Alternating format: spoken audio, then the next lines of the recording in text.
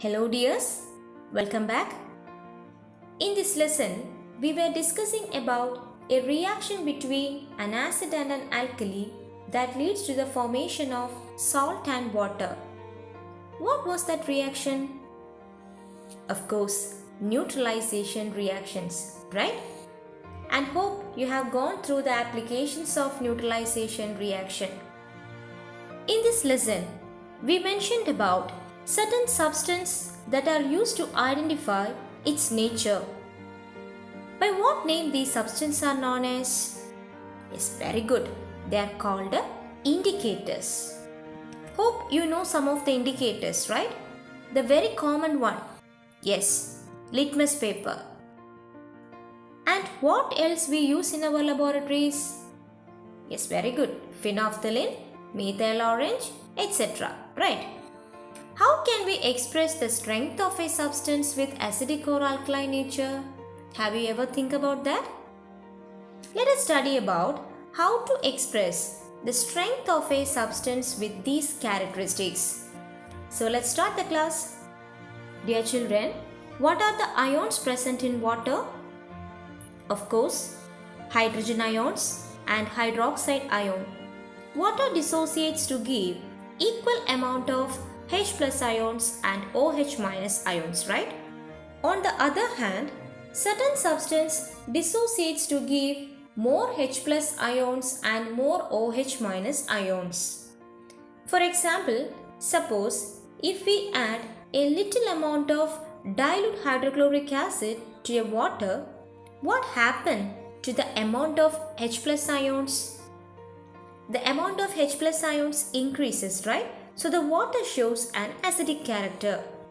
What happens if little alkali is added? The water will show an alkaline character due to the presence of OH minus ions, right? In order to identify whether a substance is acidic or alkaline nature, a scientific method pH is used. pH refers to the potential or the strength of hydrogen ions in a solution.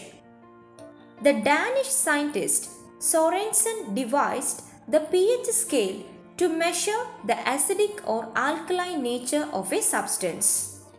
The pH scale was devised based on the H plus ion concentration in the solution. On the basis of pH scale, the pH value of a neutral solution is 7. And the pH value of acid is less than 7 and that of bases is greater than 7. The pH value of different solutions can be found out and compared. For that, we can use either the pH paper, pH solution or a pH meter.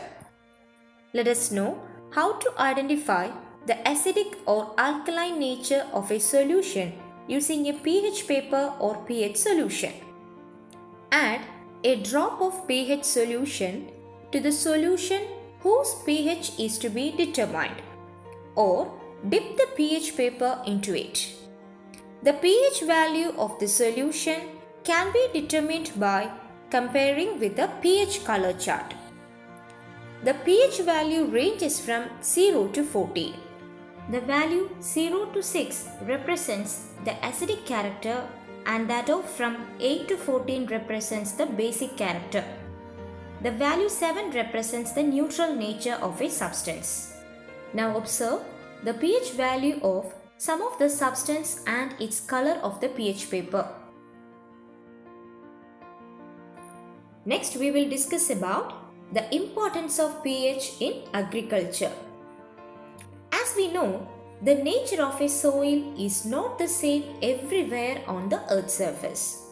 So there exists a relation between the nature of a soil and crops, right? The weather, the availability of water and the nature of soil are the factors which influence the growth of a crops. The pH of a soil is an important factor for the crops. It is important to identify whether the soil of a region is suitable for a particular crop. Acidic soil is suitable for some crops while basic soil for few others. That is why it is said that it is better to determine the pH of a soil before farming. Okay children, let's consolidate today's class. In this video, we discussed about the scientific method for finding the acidic or alkaline nature of a substance.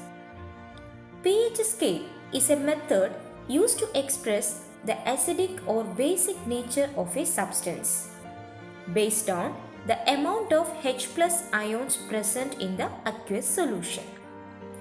On the basis of pH scale, the pH value of a neutral solution is 7. The pH value of acid is less than 7 and that of bases is greater than 7. The pH value of different solutions can be found out and compared by using a pH paper, pH solution or a pH meter. It is very important to determine the pH of a soil before farming. Different crops grow in different soil. The pH of a soil is an important factor for the crops. Some crops grow in acidic soil whereas some others grow in basic soil. It is important to identify whether the soil of a region is suitable for a particular crop. Okay children, so let's meet you in the next class. Thank you.